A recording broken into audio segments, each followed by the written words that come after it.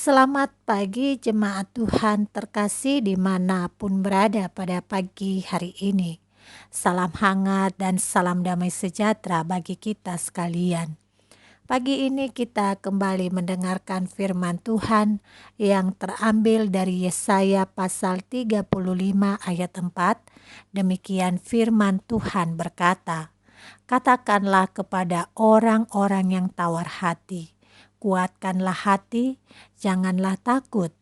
Lihatlah, Allahmu akan datang dengan pembalasan dan dengan ganjaran Allah. Ia sendiri datang menyelamatkan kamu." Saudara, seorang psikolog bernama Angela Duckworth mengatakan bahwa rahasia untuk pencapaian yang luar biasa bukanlah bakat tetapi perpaduan istimewa antara hasrat dan kegigihan yang ia sebut sebagai ketabahan. Pandangan Angela ini sekaligus mengoreksi pandangan kelompok tertentu yang hanya terpaku pada bakat alam untuk mencapai prestasi. Memang tak salah, setiap orang mendapatkan bakat alam yang berbeda-beda dari Tuhan. Namun, tanpa hasrat dan kegigihan yang disebut sebagai ketabahan untuk menjalani setiap proses, maka prestasi tidak akan dicapai. Saudara, apa yang diungkapkan oleh Angela bukanlah hanya pencapaian yang terbatas dalam hal-hal semisal bisnis, pendidikan, sains, dan lainnya, tetapi juga dalam hal iman. Dalam kenyataannya, ada kelompok orang yang mulanya begitu antusias menyambut dan mendengarkan firman Tuhan. Tetapi seiring dengan berjalannya waktu dan adanya kesulitan-kesulitan yang dihadapi, dia mulai mempertanyakan dan mengkritik Tuhan. Begitupun juga di dalam pelayanan. Ada banyak dari antara kita yang semula begitu semangat untuk melayani Tuhan dengan penuh iman. Tetapi ketika datanglah tantangan, maka kita mulai berhenti pelayanan, mulai meninggalkan gereja, dan bukan hanya itu, mulai meninggalkan Tuhan. Saudara, hal itu seharusnya tidak terjadi. Kalau kita tinggal di dalam ketabahan dan terus berpengharapan kepada Tuhan. Ketabahan dan pengharapan memang adalah hal penting dalam kehidupan iman kita. Bahkan, pengharapan dan ketabahan itu merupakan ekspresi iman itu sendiri. Demikian dalam konteks Israel yang saat itu sedang tertawan dan berada di dalam pembuangan. Memang mereka mengalami sebuah pengalaman yang sangat menyakitkan. Namun Tuhan berfirman melalui Yesaya, ketika mereka bertahan, mereka akan melihat pemulihan bakal terjadi. Ya, sebentar lagi mereka akan melihat pemulihan yang bersumber dari Allah. Tetapi asal mereka jangan tawar hati dan mereka tetap tabah menjalani.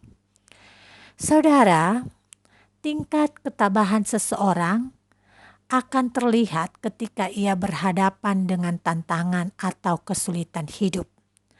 Apakah ia cukup bertahan dan sanggup menghadapinya, atau bertekuk lutut sambil mengeluh dan menyalahkan pihak atau orang lain? Harusnya saat-saat seperti ini iman harus lebih banyak bicara. Iman bicara tentang Tuhan yang akan memulihkan dalam keadaan sulit dan ia mampu merubah keadaan menjadi baik seturut dengan kehendaknya.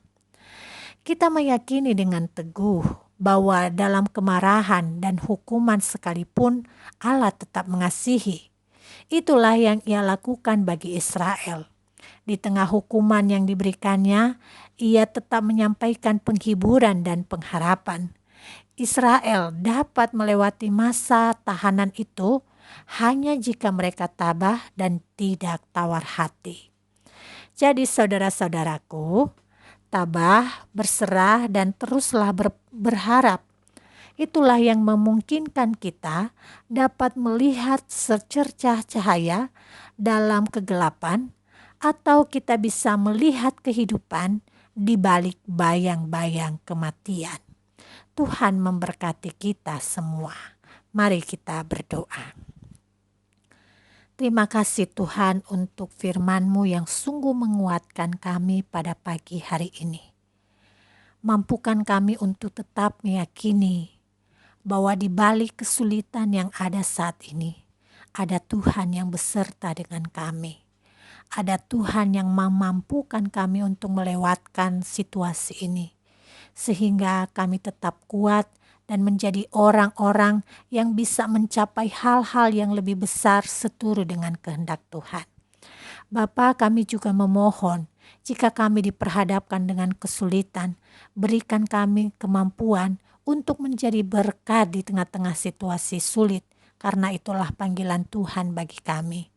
Dan berikanlah kami sukacita dalam menghadapi hidup ini, meskipun silih berganti pengalaman sulit yang datang menghampiri kami. Kami punya iman kepada Tuhan, biarlah itu banyak berbicara di saat kami menghadapi situasi-situasi yang tidak mengenakan. Ini doa kami Bapa. Kami bersyukur untuk pertolongan Tuhan di masa lalu, dan kami menyerahkan masa depan kami mulai hari ini ke dalam tangan-Mu. Di dalam nama Yesus Kristus kami bersyukur dan memohon. Amin.